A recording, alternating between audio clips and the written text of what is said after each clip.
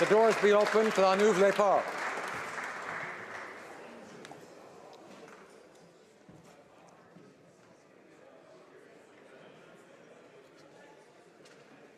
Statements by members, déclaration de députés. The honourable member for Mississauga Lakeshore. Mr. Speaker, in 2002, a number of local churches came together with a mission to provide help for today and hope for tomorrow for families and individuals in my riding of Mississauga Lakeshore who are in need. And so they founded the Compass Food Bank. Last year, the Compass distributed 169 tons of food to over 1,500 individuals. But, Mr. Speaker, it is far more than a food bank. It has become a true community hub. The Compass's weekly ESL training and literacy sessions, employment and resume workshops, and men's and women's groups bring people together and provide support to those who are currently most in need. And I'm excited to let you know, Mr. Speaker, that today members of the Compass Men's Group are visiting Ottawa. Under the leadership of Pat Cullen and Trish Trapani, and through the efforts of exceptional staff and volunteers like Dave McEwen, the Compass has helped foster a more caring and compassionate community. Mr. Speaker, I invite all members of this Honourable House to pay tribute to the Compass for their incredible work and dedication to the people of Mississauga Lakeshore. Thank you. The honourable member for Foothills. Thank you, Mr. Speaker. I rise in the House today to speak about a passionate young entrepreneur in my riding of Foothills. Tate Barton lost his mother to cancer when he was just 6 years old. Unfortunately, Tate and his family spent a lot of time in the High River Hospital during his mother's last years, but he also saw an opportunity to make a tribute to his mom in her honor. Over the last 3 years, Tate has set up his lemonade stand at the annual Little Britches Parade in High River. He has raised more than $10,000 over the last 3 years, all of which he has contributed to the construction of the new High River Cancer Clinic. Thanks to Tate, the High River Rotary Club, and the High River District Hospital Foundation, they have raised more than $1 million for this project. Now, construction on the much-needed High River Cancer Clinic is now underway and will be completed in November. Mr. Speaker, Okotoks is hosting its own Lemonade Day on June 11th, and I invite all members to support the young entrepreneurs in their communities and to thank Tate and the community of High River for their incomparable spirit. Thank you. The Honourable Member for Brome-Missisquoi. Mr. Speaker, in 2 years, Brome-Missisquoi will be welcoming the World Equestrian Games. This is an honour for Bromont, which won these games over a number of other countries. The World Equestrian Games of 2018 in Bromont is more than 500,000 visitors here in Quebec, and it means some 350 million people will be watching these games. A few words to thank the organizers: Special Advisor Susan Berkman, CEO Luc Fournier, the President Rosario Hood, President of Akunkana Georges Bernard, CEO Eva Haveras, and the Secretary General of the FEI, Sabrina Ibanez. I invite you all to meet with the organizing committee from 4 to 6 in the Commonwealth Room. Canada is pleased to welcome these games and athletes from 65 countries with over 1,000 horses. Mr. Speaker, I rise to mark World Oceans Day, an international day to celebrate our oceans, encourage conservation, and address challenges. Challenges like climate change, pollution, and overfishing. This year, we're celebrating with the theme Healthy Oceans, Healthy Planet, focusing on the prevention of plastics in our oceans. According to the World Economic Forum, if we continue on this path, there will be more plastic in the ocean than fish by 2050. Canada can do more to protect our oceans, its habitat and ecosystems. We can take immediate action to lower emissions and restore habitat protections in the Fisheries Act. World Oceans Day is a great time to remind each other of the major role oceans have in our everyday lives, like providing most of the oxygen we breathe. We are fundamentally connected to our oceans, and we must care for them as they care for us. I encourage all members of the House to participate in World Oceans Day today. Together, we can make a world of difference. Honourable Member for Coquitlam, Port Coquitlam. Pay attention. Mr. Speaker, the Coquitlam Festival Society's 27th Annual Teddy Bear Picnic and Parade is this weekend on Sunday. This fun-filled family event exemplifies the vibrant community spirit that is thriving in my riding of Coquitlam, Port Coquitlam. This picnic honors the importance teddy bears have to children, They are cherished friends and confidants essential to a child's early development. Mr. Speaker, neighbors come together, blanket to blanket, at Town Center Park to participate. They share food and laughter. There will be storytelling, puppet shows, gymnastics, and more on this memorable day. I look forward to participating in the parade with my constituents and meeting all the teddy bears for the first time as their Member of Parliament.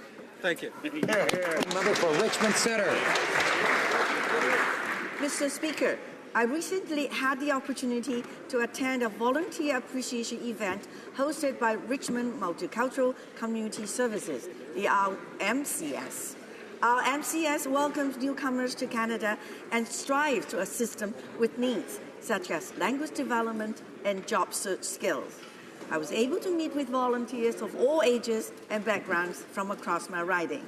They're committed to engaging in our community and providing services to new immigrants and refugees. Over the past number of years, I have been able to partner with this organization, and I'm proud of the work they do in my riding of Richmond Centre. I admire the leadership they show as they promote multiculturalism and diversity in Richmond. Congratulations to all of the volunteers who were recently honored at our MCS, and thank you all for your hard work. Thank you, Mr. Speaker. For Canada Carleton. Mr. Speaker, I am so proud to rise today to recognize that the Governor-General has approved theatre honours to Canadian Forces squadrons for their work in Southwest Asia and Afghanistan. 405, 407, 415 long-range patrol squadrons, and 423 and 443 maritime helicopter squadrons. And, Mr. Speaker, I'm especially honoured that the Afghanistan honour was awarded to the squadron I had the privilege of commanding, 429 Transport Squadron from Trenton, Ontario. Excellent. And I am thrilled that members of 429 Squadron are here with us today.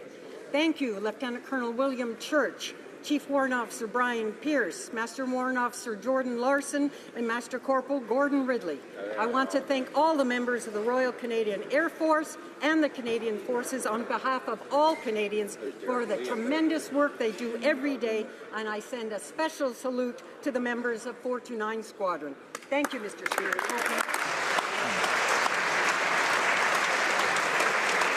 The honourable member for Coast of Bay, Central Notre Dame.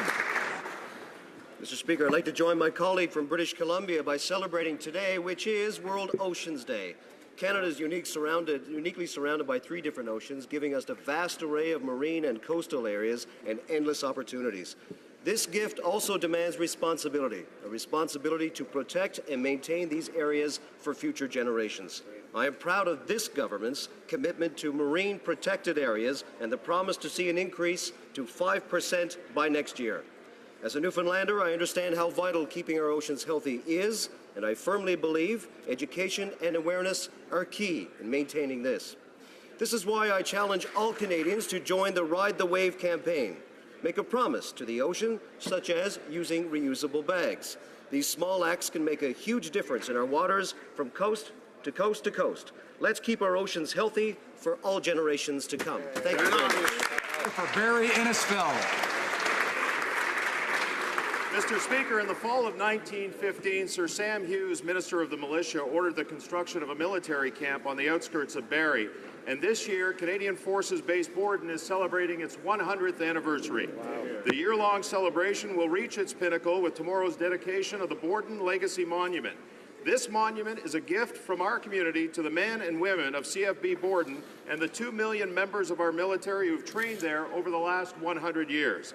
The centerpiece of the monument will be the interment of a brass urn containing soil collected from Vimy Ridge, representing the DNA of the 3,500 Canadian soldiers who died and 7,000 who were wounded on the battlefield at Vimy.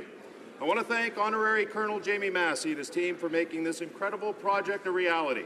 It will serve as a constant reminder of the indelible bond and respect for Base Borden and those who serve our great nation from the citizens of the Greater Barrie area. The honourable member for Glengarry Prescott Russell. Mr. Speaker, planting season is over and summer is just around the corner. J'ai bien hâte de me joindre. I'm eager to join the people of Glengarry Prescott Russell in order to celebrate the best of what our region has to offer. This year, the Curd Festival is celebrating its 22nd anniversary. This festival is an opportunity for everyone to taste the delicious cheese made in the beautiful village of St. Albert, which is made from 100% Canadian milk. There are many competitions, tourist attractions, and the opportunity to eat one of the best farm products in Eastern Ontario. So from August 28th to 31st, I encourage all Canadians to attend. And now our Prime Minister attended the Glengarry Highland Games. We spoke to hundreds of people. The Glengarry Highland Games are the largest games in North America. Since 1948, close to 1 million people have come to Maxville to celebrate the Games. On the last week of July, I encourage all Canadians to attend the Glengarry Highland Games and hear the 50 pipe bands and see the Highland Dance, caber toss competition, and much more. Thank you, Mr. Speaker. Member for Brampton East. Mr. Speaker, 32 years ago today, the Sikh community changed forever. In a deliberate attack ordered by the Indian government of the time, the Indian Army stormed the Darbar Sahib complex, better known in the Western world as the Golden Temple. On June 1st, 1984, the targeted attack on Sikhism's holiest shrine left a scar in the hearts of Sikhs across the world. Innocent lives were lost, the Sikh reference library was burnt down, and the Darbar Sahib complex was destroyed. Mr. Speaker, as a proud Canadian and as a proud Sikh, the attack on the Darbar Sahib is important to me because an injustice to a people, whether in the past or the present, cannot be forgotten. As Canadians and fellow citizens of the world, we have an obligation to continue the fight for justice for the innocent lives lost in June 1984 and advocate for reconciliation as the way forward. In 2016, the Darbar Sahib's walls shine as brightly as ever, but the bullet holes that remain remind us that innocent lives were lost and that the calls for peaceful justice continue. Thank you, Mr. The Alderman member for Sherwood Park, Fort Saskatchewan. Mr. Speaker, President Obama's visit to Parliament this month presents an important opportunity for us to advance Canada's national interests, and in particular to highlight the importance of Canada's energy sector to the United States. I hope the Prime Minister will change his tune and emphasize energy in his meeting with President Obama. Tell the President that Canada has the third largest oil reserves in the world, and almost all of the other top 10 are dictatorships, human rights abusers, highly unstable, or some combination thereof. Tell President Obama that Alberta's oil sands account for 0.12% of global greenhouse gas emissions. U.S. emissions from coal-generated electricity alone account for 3.6% of global GHGs, about 30 times the emissions from the oil sands. And tell the President that we need Keystone XL. I'm hoping for change from this Prime Minister. This time, put the selfie sticks aside and stand up for Canadian workers.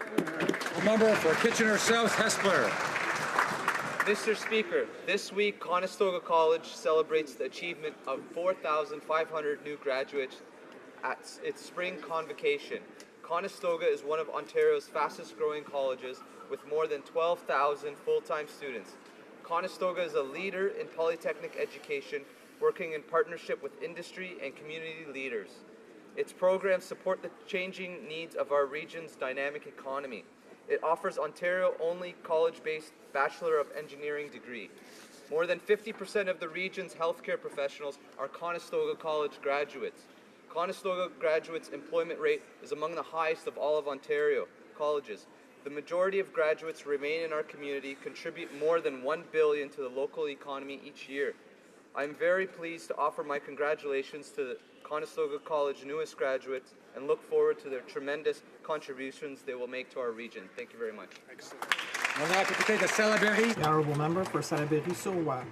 Mr. Speaker, 100 years ago, women in 3 Canadian provinces won the right to vote. And yet in 2016, only 26% of federal members are women. Now, this number has been rising, but it is still too low. We need more women, more young women in politics, so that our parliament can be truly representative of our society and to ensure that the opinions of women are conveyed in parliament and in communities. That is why I want to promote the initiative Equal Voice, Daughters of the Vote, which will allow 338 young Canadians between 18 and 23 to come to Ottawa for a leadership forum. I urge all young women to sign up by June 30th on the daughtersofthevote.ca website. It's an opportunity to discover active politics and to understand its ins and outs. If you are attracted by politics, involved in your community, whether you are studying or not, please sign up and become one of the 338 young women leaders who will be in Ottawa in 2017. Simcoe. These walls are celebrating a special anniversary. 150 years ago, the buildings on Parliament Hill opened. Ottawa was chosen as the capital of the United Provinces of Canada by Queen Victoria in 1857.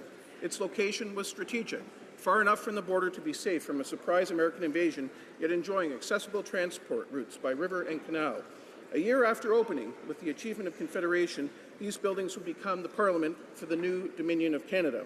Our history since has been shaped by decisions made in these Parliament buildings. 50 years after the doors opened, tragedy struck when Centre Block burned. In the midst of World War I, the accident was a source of alarm for many. But Canadians persevered, and Parliament was rebuilt, bigger and better, and with less wood. Earlier today, members of Parliament and senators gathered outside to commemorate the 150th anniversary. It is my hope that in another 150 years, parliamentarians will come together again to celebrate this great place and remain committed to keeping Canada, the true North, strong and free.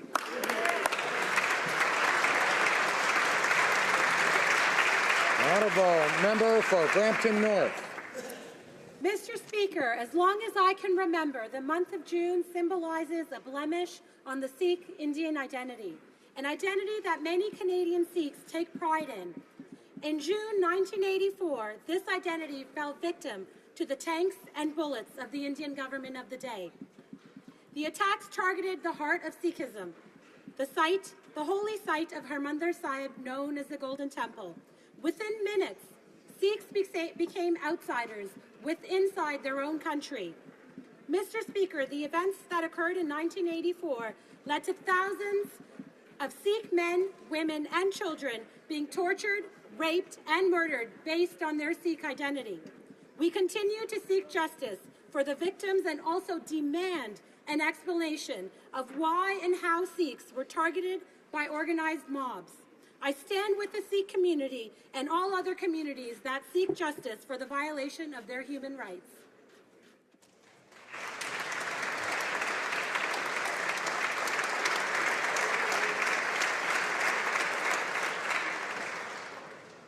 Honourable colleagues, today we are celebrating an important anniversary, the 150th anniversary of the first meeting on Parliament Hill.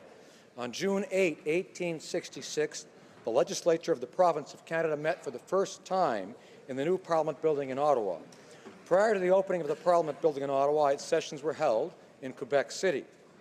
Although the building was not completely finished, the legislature assembled in the very location that would become the chamber of the House of Commons.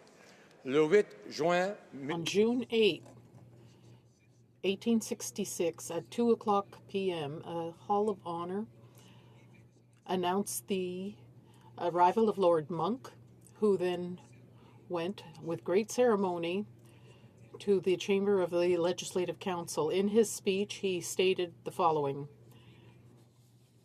I wish to express the confident hope that the next Parliament to be held within these walls will not be limited to an assembly representing Canada, but of all the colonies of Britain in North America.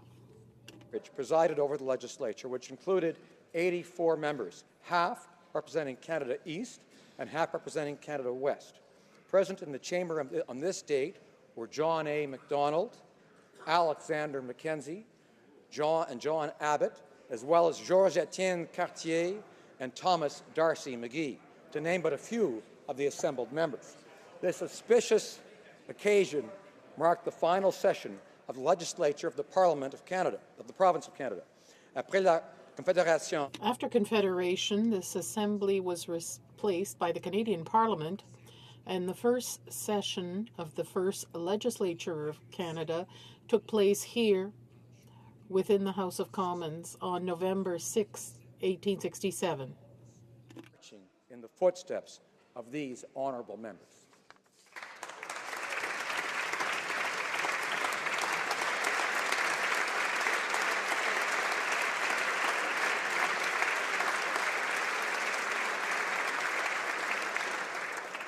Oral questions. Questions orales. The Honourable Leader of the Opposition.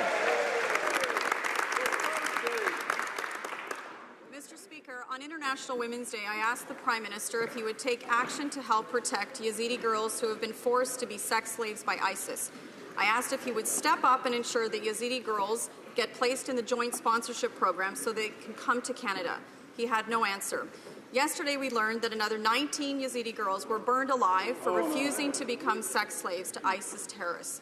After 3 months of silence, I'm still waiting for an answer. Why are the Liberals turning a blind eye to the atrocities being committed against these girls? For the Honourable Minister of Immigration.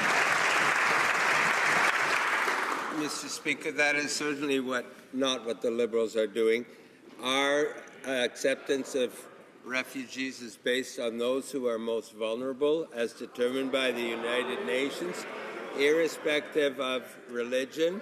And I might point out that in 7 short months, we admitted more refugees than the previous government, twice as many refugees as the previous government did in a whole year. So I am proud of our record on refugees, especially compared with the previous government.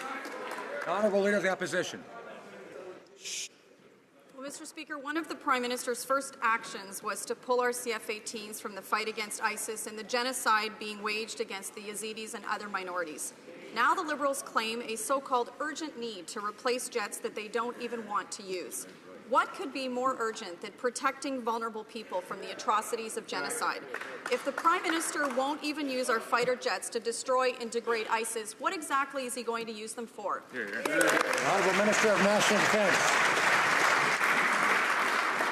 Mr. Speaker, our government is committing to supporting the mission in Iraq and Syria. Our troops on the training and advised mission are doing wonderful work. I just recently got a briefing from the counter-ISIL mission. Progress is being made, and I'm very proud of the work that our Canadian men and women are actually doing on behalf of Canada. Thank you. Honourable Leader of the Opposition.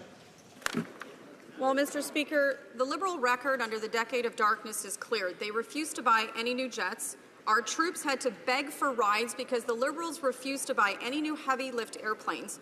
And they sent our troops into the desert with green uniforms. It was our Conservative government that put an end to the decade of darkness. And every time we bought new equipment, the Liberals opposed it. And now they are again choosing politics over buying the best equipment for our troops. With that kind of record, why would anyone believe them? Honourable Minister of National Defence. Mr. Speaker, with all due respect, it was the previous government that cut over $3 billion from the budget. Our government is committed to making sure that we purchase the right equipment for our troops, and that's exactly what we're going to do. Thank you, Mr. Speaker. Honourable Member for Lac-Saint-Jean. Mr. Speaker, during the election campaign, the Prime Minister promised an open, transparent process to buy the fighter jets.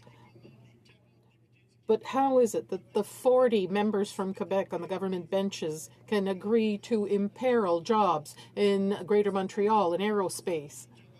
Can the Prime Minister guarantee that there will be a call for tender and that those members will stand up for the aerospace industry of Quebec? Mr. Speaker, in terms of replacement of our fighters, that we are committed to replacing our jet fighters, and we will do so. No decision has been made at this time, but we are committed to making sure that we get this right. And I will make sure that we do a thorough analysis on this, and we will make when a full analysis is done, we will make an appropriate announcement in this House and to Canadians. Thank you. The Honourable Member for Lac-Saint-Jean.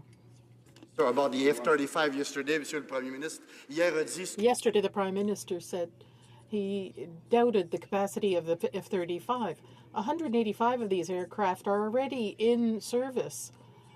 11 of our allies use them. The US, Australia, Japan, the UK, Italy have all decided to continue to invest in the program, Mr. Speaker. Can the Prime Minister explain why our allies have put it aside, or is he calling into question the judgment of our allies? Mr. Speaker, just so that the member fully knows, it's got interim operability right now. It is not at full operational capability. But we are committed to replacing our fighters, and we are going through a thorough process, and I'll make sure that my officials and myself take the time so that we make sure that we get this right. Thank you. The honourable member for Outremont.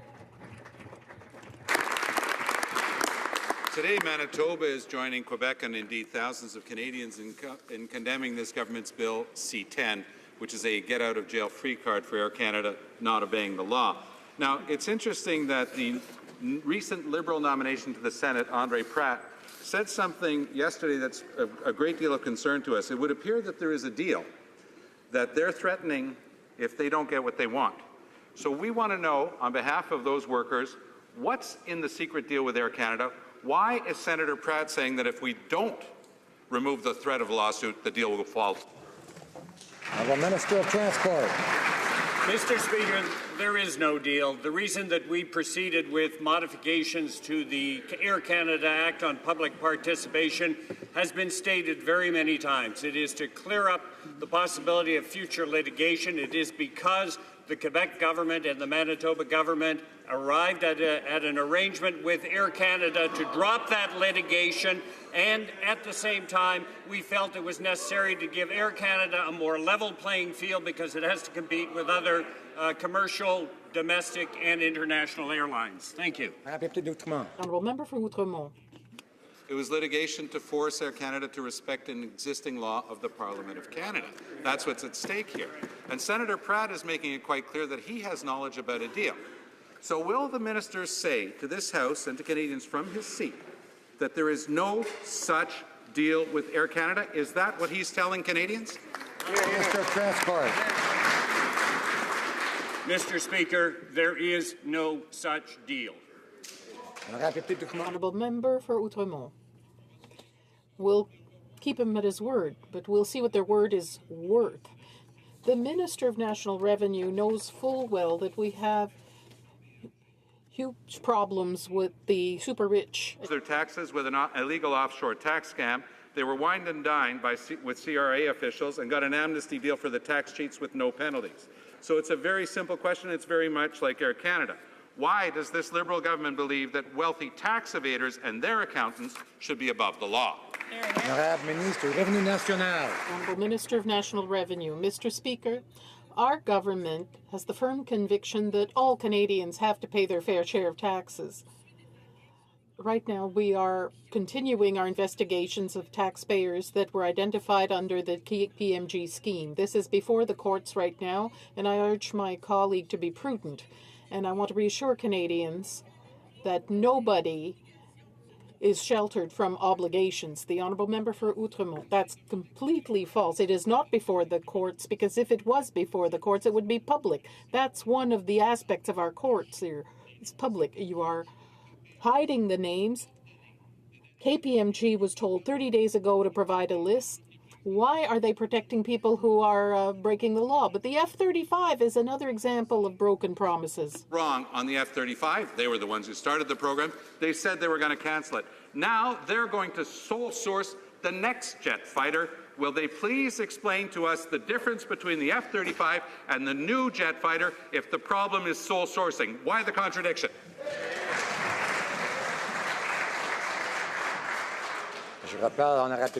I remind the honourable member for Outremont to direct his questions to the chair. When you say you, you're talking about me here. Defense. Mr. Speaker, as I stated earlier, we are committed to replacing our fighters, and we will do so. But no decision has been made at this time. Thank you, Mr. Speaker. Honourable member for Selkirk Interlake Eastman. Mr. Speaker, the Liberals' first decision involving our fighter jets was to park them on the sidelines while our allies continue to degrade ISIS from the air. Now the Liberals are making up an imaginary capability gap. They should really listen to the commander of the Royal Canadian Air Force, who said our CF-18s have the capabilities to get the job done until 2025. So when the minister claims there's a capability gap, is he saying that the Royal Canadian Air Force is lying? Minister of National Defence. Mr. Speaker, all our service chiefs, including the commander of the Air Force, have a job to making sure that they get the job done with the resources that they have. However, today we are risk managing a gap between our NORAD and NATO commitments at this time. And also, just want to make it clear, Mr. Speaker, our Air Force and our CF-18s does tremendous work on a daily basis, whether it's air policing in Europe or training here and responding to our NORAD commitments. Thank you.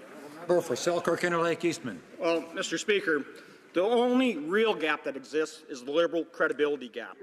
The flaws in the Liberal decision to sole source were pointed out by the former head of procurement for national defence, who said it's not good for the men and women in uniform, the taxpayer, or the industrial benefits. If the minister goes ahead with this, it will cost thousands of Canadians their jobs. When will the Prime Minister put the interests of our troops, of taxpayers, and of Canadian workers ahead of those of the Liberal Party? Honourable Minister of National Defence. Mr. Speaker, maybe the honourable member should have been asking more detailed questions when he was the Parliamentary Secretary of National Defence, because I'm going to tell you about a gap that we are also dealing with our joint supply ships. That's a gap that was created, a capability gap, and now we do not have joint supply ships, and we're looking at interim measures. But we will be making sure that we replace our fighters before any capability gaps gets too big. Thank you. The honourable member for Charlebourg-Haute-Saint-Charles. Mr. Speaker, the government created a crisis that doesn't exist to allow it to acquire Super Hornets. With the exception of the minister and the parliamentary secretary, nobody's talking about a capability gap. I'd like to remind the House that on April 14th, General Hood said, we have enough trained personnel, aircraft, maintenance staff, and money to carry out our activities. In saying there's a capability gap, is the government saying that the RCAF is lying? Minister of National Defence. Mr. Speaker, the only price that has been created is with the previous government not replacing our jet fighters sooner. As I stated, the commander of the Air Force does tremendous work with all the assets that he has and conducts risk management with all our missions. But we are in a gap situation right now between our NORAD and NATO commitments. Thank you. The honourable member for Charlebourg-Haute-Saint-Charles. Mr. Speaker, the National Post reported the statements of a former officer and pilot of the RCAF that contrasts with that of the government. According to him, there's no reason to rush the replacement of the CF-18s and acquire the Super Hornet. There's enough time to have an open competition to choose the best aircraft to replace the CF-18. So it's difficult to understand the rush by the Liberals. Can the minister explain where this capability cap comes from? Was that part of Boeing's sales pitch? Mr. Speaker, I find it ironic and rich for the opposition to talking about open source full competition, considering that we're going to be sole sourcing the F-35. No decision has been made, but we will be replacing the F-18. When a decision is made, we'll be reporting to Canadians and this House. Thank you, Mr. Speaker. The honourable member for Edmonton West. The Minister of Defence testified that he couldn't even provide a ballpark timeline for the jet fighter replacement process. Now we learn that they're sole sourcing the Super Hornet. Well, great news, Mr. Speaker. The International Business Times reports that Canada ordering the Super Hornet will create thousands of jobs in the United States. Will the minister tell us why he misled Parliament when he was planning to sole source and create thousands of jobs south of the border? The Minister of National Defence. Mr. Speaker, I'll make it very clear. No decision has been made in replacing our CF-18s right now. Thank you. The honourable member for Bellechasse-Lévis. Mr. Speaker, we will immediately launch an open and competitive bidding process to replace the CF-18s. Who said that? The Liberals in their election program, black and white. 6 months later, the Liberal tactics are back. They want to give a sole source contract for billions of dollars to create jobs where? In the U.S. Can the minister tell us how many jobs will be lost here in Canada with this arbitrary about-face? Mr. Speaker, we need to make sure that our Canadian Armed Forces, our men and women, have the right equipment. We want to make sure that our industry also benefits from our procurement process.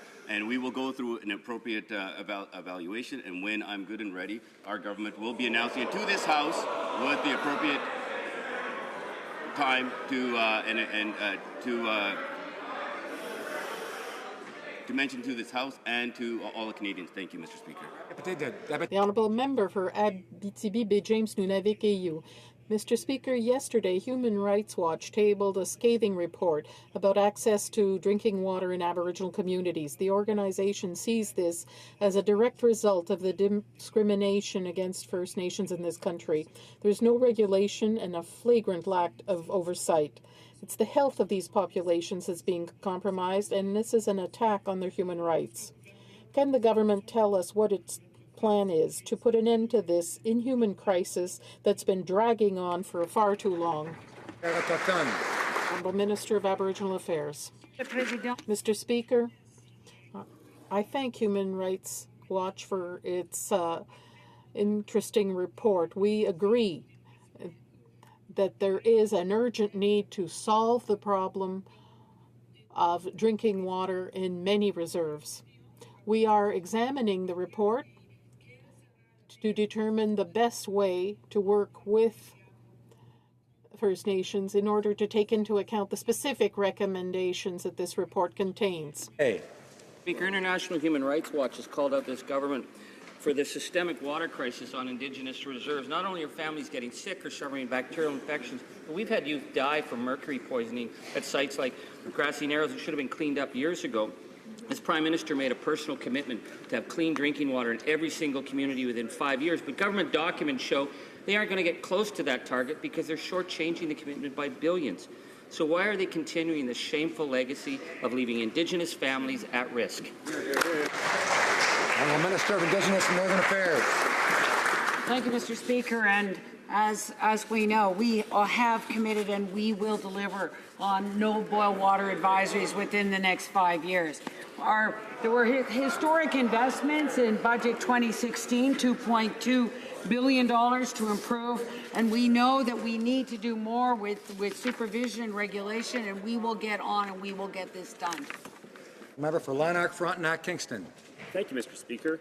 Mr. Speaker, the Prime Minister said yesterday that, and I quote, "Conservatives are the only ones pushing for a referendum." So I guess the Prime Minister must have missed that poll showing 73% of Canadians want a referendum. Canadians understand that any consultation process that takes place as to the form of an electoral reform proposal is different, separate from, and prior to the actual yes or no decision. When a legislative proposal is finally made by the government to change the way we vote, will Canadians get a yes or no decision in a referendum? Thank you. Mr. Speaker, yesterday this House said yes to establishing an all-party committee to study the options available for Canadians for their electoral reform, to reach out to those pockets in our communities that are not often reached out to hear from those who are often marginalized in this process, and to come back to this House with a proposal. Mr. Speaker, I look forward to the cooperative and collaborative nature that this committee will work in the same spirit that it was established, and I look forward to working with the member opposite. Honourable Member for Richmond-Arthabasca. Mr. Speaker, imagine the Prime Minister feels that electoral reform is too complex to let the population express its view. At the same time, every democratic government in the world uses referenda for questions as complex as the separation or union of nations. Mr. Speaker, is the Prime Minister telling us that the Canadian population is less intelligent than that of other countries? Is he going to listen to all analysts, his own Minister of Foreign Affairs, and the population, and promise us a referendum so that the entire Canadian population can express its preference? Mr. Speaker, Canadians are smart, reasonable people, which is why an overwhelming majority in the last election voted for electoral reform.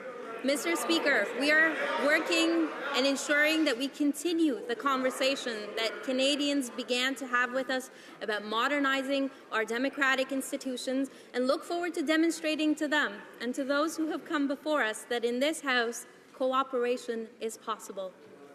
Member for Banff, Airdrie. Well, Mr. Speaker, the Prime Minister keeps claiming that the electoral reform process is more complex than a yes or no of a referendum. But apparently the Prime Minister is so arrogant that he thinks Canadians won't understand the choices, or maybe he's so arrogant that he thinks Canadians don't deserve the final say on changes to their electoral system. Either way, it seems clear that the Prime Minister seems to think that the only opinion that matters is his.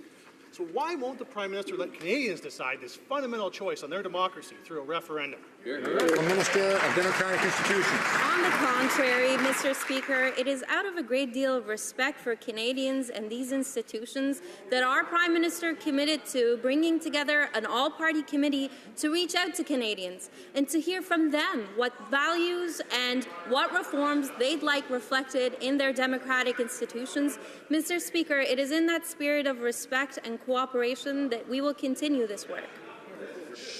Blake. Honourable Member for Calgary-Mindapore. Well, Mr. Speaker, this minister clearly still does not get it.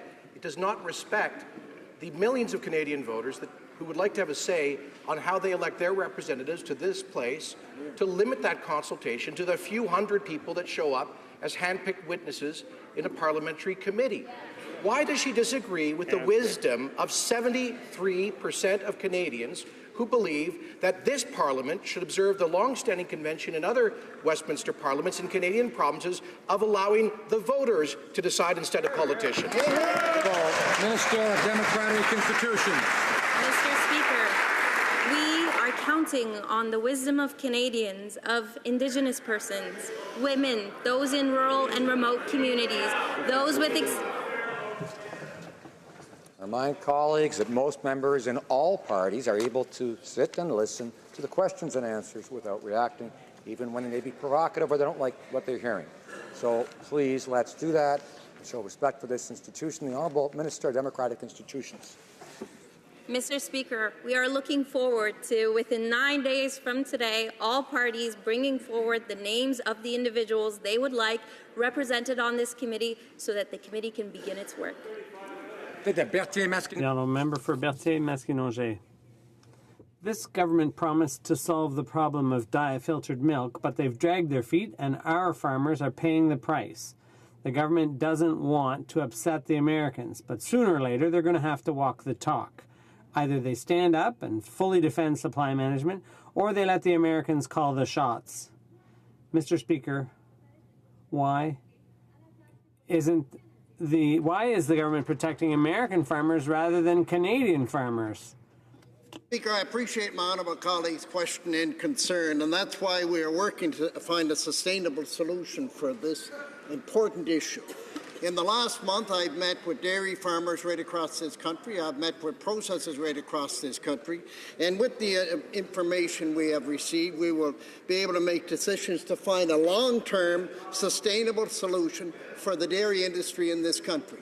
This government supports supply management and always has. Thank you. Député de Berthier-Maskinongé. The fact is, this government is failing to protect supply management and Canadian dairy farmers. Canada has rules on diet-filtered milk, but you know what? They're not applying them, and that's sad. Every day, Canadian farmers lose money, and Americans, farmers, they get more money. The Liberals have broken their promise to fix this problem. Instead of solutions, all we get is consultation, and farmers are losing money. In other words, delay, and we're wasting time. Farmers don't need more consultation. They're done. The time is up. The government needs to act. When will this government finally stand up on these trade issues and defend Canadian dairy farmers? The Honourable Minister of Agriculture. Again, Mr. Speaker, as I indicated to my honourable colleague, who has a great concern for this issue, I've met with dairy farmers and processors, and they understand that this government, and with Canadians, and they understand that this government fully supports supply management. And what we want to do, even if there are some members of the opposition who do not support supply management, what we are going to do as a government is to find a long-term, sustainable solution so that we have a very strong dairy industry in this country under the supply management system. Thank you, Mr. Speaker. Member for Eglinton Lawrence. Thank you, Mr. Speaker. My question is for the Minister of Justice. Advocates within the legal community have repeatedly called upon the federal government to provide more legal aid funding. Adequate funding is essential to operating an efficient and effective justice system and to protecting vulnerable persons and youth at risk of incarceration. Adequate funding is essential for access to justice. Can the Minister inform the House what the Government of Canada is doing to protect the charter rights of Canadians to a fair trial, even where they cannot afford a lawyer? The Minister of Justice. Thank you, Mr. Speaker, and thank you to my colleague from Eglinton Lawrence for the question. Our government is committed to addressing access to justice issues, including properly funding legal aid programs. That is why we committed $88 million in Budget 2016, and I'm proud to say that this morning we committed an additional $30 million annually to the provinces and territories to ensure that we modernize our justice system and maintain a culture of rights. Legal aid funding has not been increased in over a decade, and we're pleased to make this announcement. Honourable member for Chilliwack Hope. Mr. Speaker, the government House Leader has found himself a new part-time job as the Minister of Fisheries, Oceans and the Canadian Coast Guard, but the rules from the Ethics Commissioner leave him unable to properly manage a number of very important files in the department. We would like to know, has Irving Shipyards completed the warranty work on the mid-shore patrol ships to the satisfaction of the Canadian Coast Guard? Wait, Mr. Speaker, the minister's conflict won't let him answer that question, so I'm wondering if someone else on that side can stand up and answer it for us. Good question. The Honourable Minister of Public Services and Procurement. Speaker, I thank my honourable colleague for the question. Maybe just a little bit of an education here in terms of the work that's actually being done in Halifax. It's actually not working on Coast Guard ships, it's working on the combat ships. All of the Coast Guard work is being done by C-SPAN in Vancouver, so there's no conflict of interest on behalf of my honourable colleague. Member for Chilliwack Hope. Mr. Speaker, one would hope the procurement minister would know what a mid-shore patrol ship is, but warranty work on the patrol ships is not the only file the part-time minister can't deal with. Canada's Atlantic salmon are in jeopardy, and the minister finds himself in another conflict. The Irvings are involved in the Atlantic Salmon Federation and the minister's advisory panel on the Atlantic salmon. Will the minister act on the recommendations to protect Atlantic salmon? Wait, Mr. Speaker, I forgot. He can't deal with that file either, so maybe someone else on that side can stand up and deal with it. The Honourable Minister of Fisheries, Oceans and Coast Speaker, Guard. I hope the record will show the excitement of my friends in front of us on the other side of the House that I'm answering an important question about Atlantic salmon. Our government is committed to the conservation and protection of Atlantic salmon. We understand the importance of this particular industry, not only to Canadians, but from people around the world who come to visit our pristine rivers in provinces like mine, and we will always work in the best interest of preserving and protecting Atlantic salmon and their habitat. Bruce Gray, Owen Sound.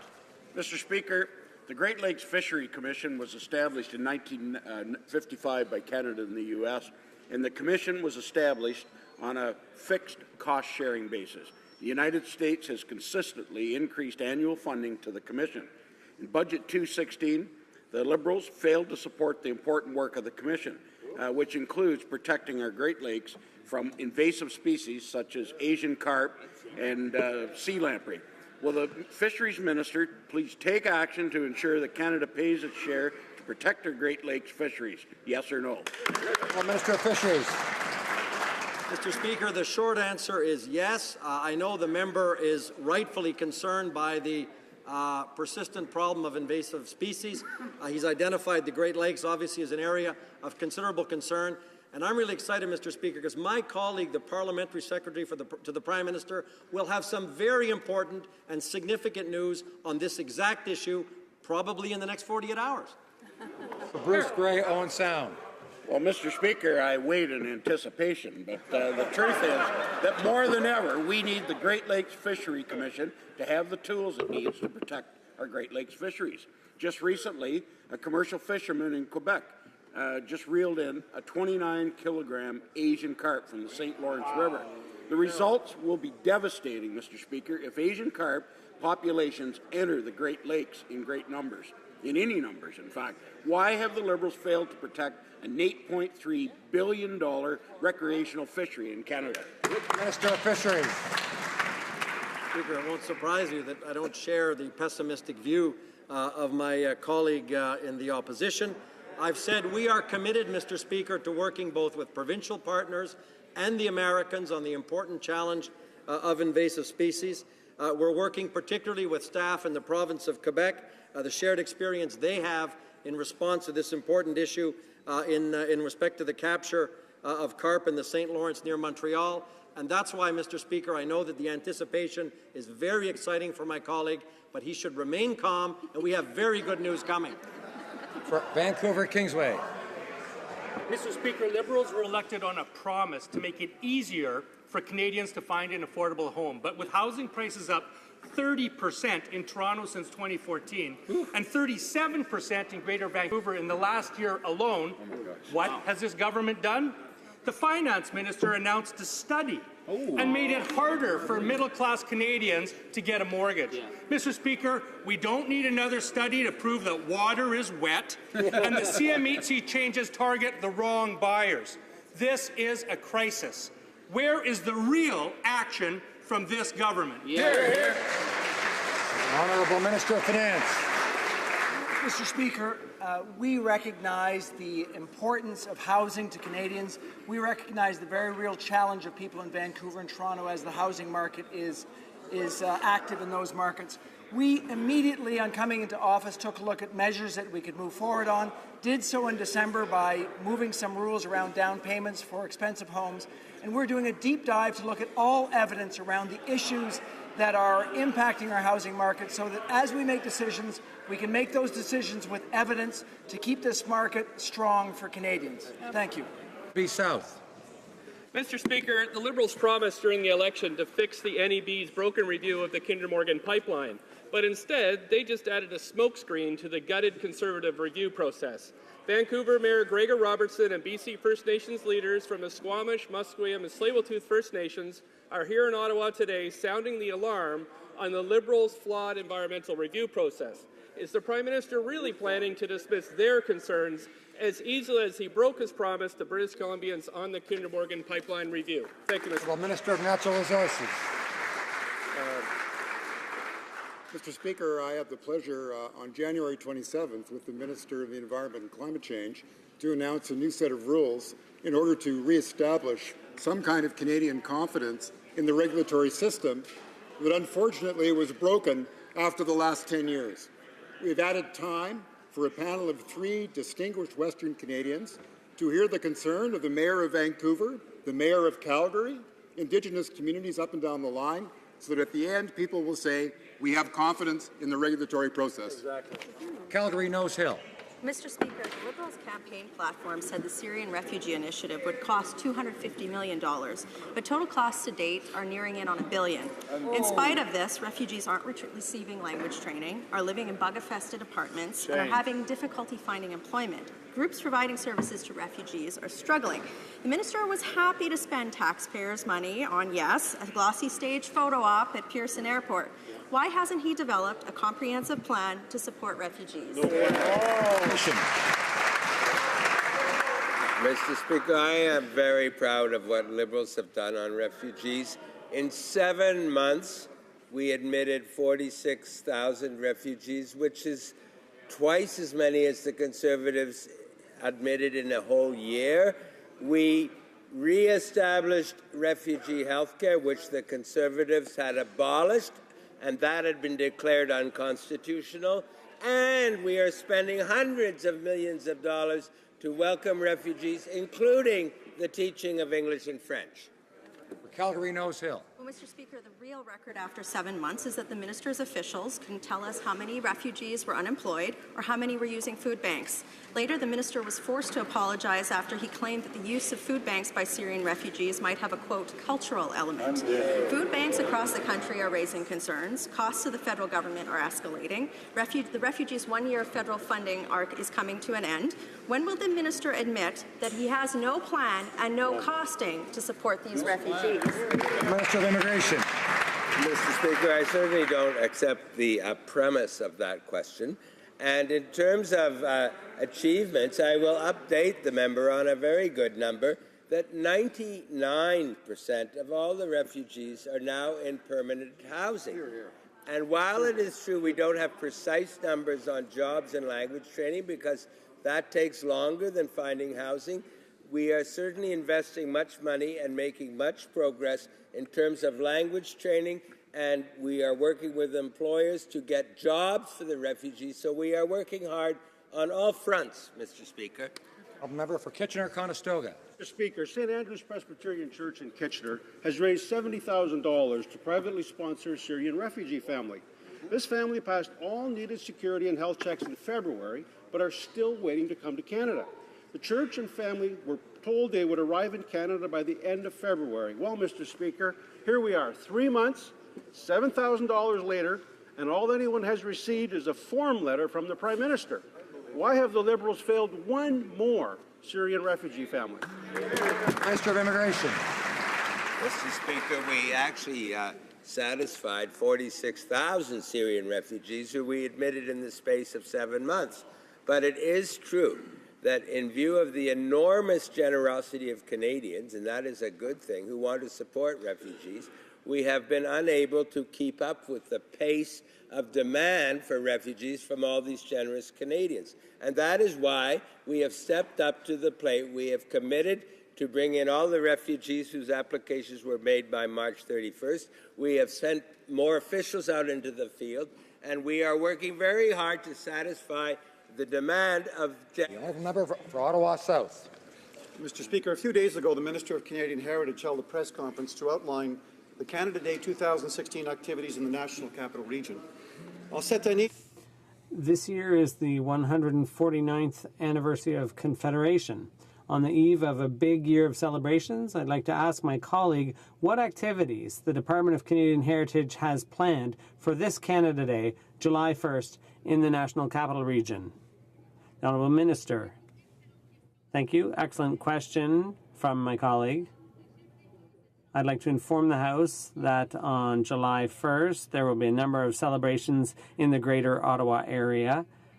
Majors Hill Park, on the Hill, of course, Parliament Hill, afternoon and evening, and also at the Canadian History Museum. To be iconic Canadian artists such as Coleman Hill, Les Hay Babies, Cœur de Pirate, Metric, and of course Indian City. And I really hope that Canadians from coast to coast to coast will be joining us in Ottawa, and if they can't, actually they can watch CBC Radio-Canada. The honourable member for St. Albert, Edmonton. Mr. Speaker, it has been 299 days since the Azar children were abducted by their father. We now know that the children are in Iran. Mr. Speaker, how much longer do these children need to be in harm's way? When will the government demand that Iran safely return these 4 Canadian children? Local Parliamentary Secretary to the Minister of Foreign Affairs. Thank you, Mr. Speaker. The safety and well-being of the Azar children are a priority for this government. The Prime Minister did meet with Mrs. Azar and reiterated just this. Our Parliamentary Secretary for Consular Affairs remains in frequent communication with Ms. Azar. It's important to understand that he is doing all he can as we continue to work both at home and abroad for the children's safe return. We will not stop until the children are reunited with their mother. Thank you. The honourable member for Jonquière. Mr. Speaker, we're getting fleeced. The Kenogami plant has to shut down for 11 days because of the 18% export tax on supercalendared paper. As if that wasn't enough, we're heading for another full-scale softwood lumber trade war with the U.S. Everyone's sounding the alarm. Thousands of jobs are at stake, including 5,000 jobs in the Saguenay-Lac-Saint-Jean area. The government promised a report within 100 days. There are only 10 days left. Will the Prime Minister keep his word and do something? The Honourable Parliamentary Secretary. Thank you, Mr. Speaker, and thanks to the honourable colleague for her question. We're very concerned about what the Americans are doing. We're in constant contact with our counterparts.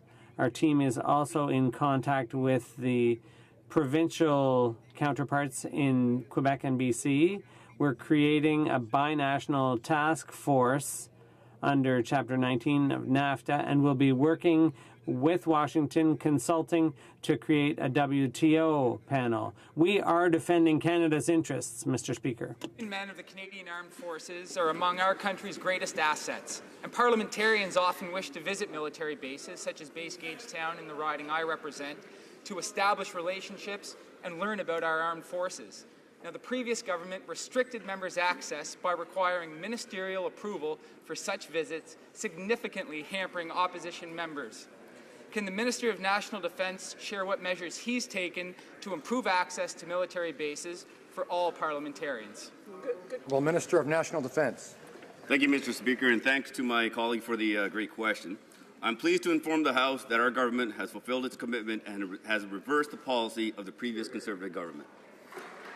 Members of Parliament and Senators no longer require ministerial approval in order to visit a military establishment. Requests are now only subject to the discretion of the base commander or commanding officer. It is important for parliamentarians and senators to have unimpeded access to our military all across Canada. Thank you, Mr. Speaker.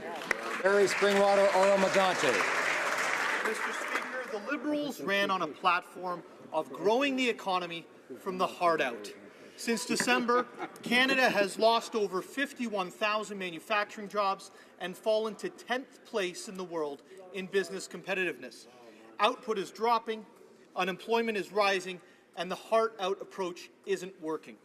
When will the Liberals stop ripping the heart out of Canadian manufacturing? Hear, hear. The honourable comment to Secretary to the Minister of Innovation. Mr. Speaker, this government is committed to providing an innovation agenda to help grow the economy and create prosperity. And we'll be working with all members of the House by shortly announcing this innovation agenda. We'll be taking a look at different aspects and where Canada's economy should be, whether that is in the clean tech sector, whether that is in incubators, whether that's in the manufacturing sector. We're also looking forward to the committee report from the Industry Committee on the manufacturing sector and the additive manufacturing sector. Mr. Speaker, we believe in growing this economy and creating prosperity and jobs for all Canadians. The honourable member for Repentigny. Mr. Speaker, yesterday a former CIBC chief economist said the Energy East pipeline made no sense economically.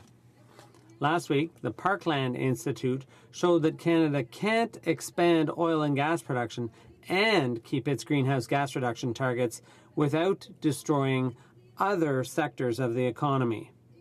The economy, the environment, the oil sands. One of these three will lose out. As long as we're chatting about democratic reform, I have a suggestion for a preferential ballot question. Can the government indicate the order in which these three things should be sacrificed? Mr. Speaker, we believe that environmental sustainability and economic growth go hand in hand. And that's why that when we assess these energy projects, we look at all aspects of their consequences on the environment and on jobs for Canadians. The Energy East project is not yet before the regulator, and when it is, there will be many, many months for the members opposite to offer their opinion on both economic growth and environmental sustainability. I invite them to do both of those things. I would like to draw to the attention of honourable members the presence in the gallery of the Honourable Andrew Parsons, Minister of Justice and Public Safety, Attorney General and Government House Leader of the House of Assembly for the Province of Newfoundland and Labrador.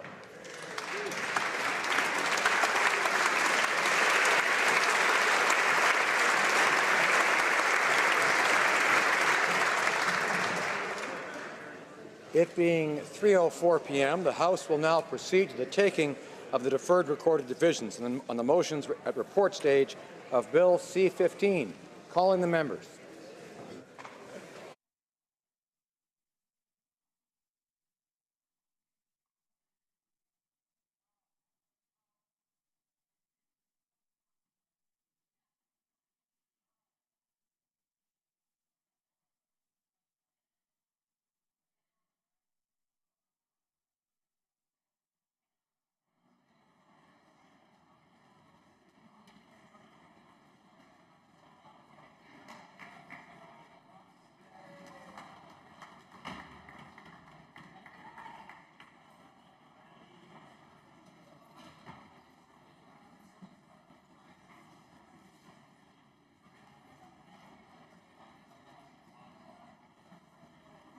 Just in time. La mise aux voix porte sur la motion. The question is on motion number 1. The vote on this motion also applies to motions number 2 and 3. Mr. Caron, seconded by Ms. Ramsey, moves that Bill C-15 be amended by deleting Clause 9. All those in favor of the motion will please rise.